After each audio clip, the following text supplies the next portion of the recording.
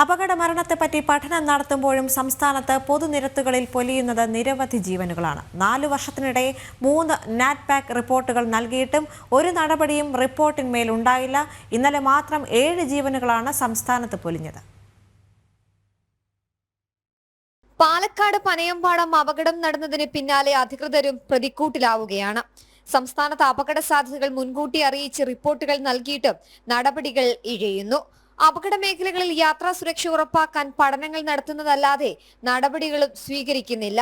4 വിദ്യാർത്ഥികളുടെ ജീവനെടുത്ത കരിമ്പ പനയമ്പാടം വളവിൽ അപകട സാധ്യത മുന്നറിയിപ്പ് നൽകിയ 4 റിപ്പോർട്ടുകൾ റോഡ് സുരക്ഷാ അതോറിറ്റിയുടെ കൈവശമുണ്ട്. ഈ വളവിൽ റോഡിലെ മിനുസം മാറ്റാൻ കരാറുകാരോട് റോഡ് സുരക്ഷാ അതോറിറ്റി നിർദ്ദേശിച്ചെങ്കിലും അതുപോലും പറഞ്ഞ രീതിയിൽ നടന്നില്ല. ഇതിനിടെയാണ് ഇന്നലെ മാത്രം സംസ്ഥാനത്ത് 7 ജീവനുകൾ വിവിധ അപകടങ്ങളിൽ പൊലിഞ്ഞതും.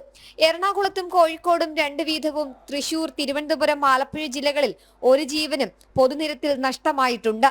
ഇവിടെയാണ് 2019, 21, 23ലെയും നാറ്റ്പാക് റിപ്പോർട്ട് ചർച്ചയാകുന്നത്. റിപ്പോർട്ടുകളിലെ പല നിർദ്ദേശങ്ങളും സാമ്പത്തിക പ്രതിസന്ധി എന്ന കാരണത്താൽ പരിഗണിക്കപ്പെടാതെയായപ്പോൾ നിരത്തുകൾ അപകടക്കെണികളായി മാറുകയും ചെയ്തു. ജനം, തിരുവനന്തപുരം.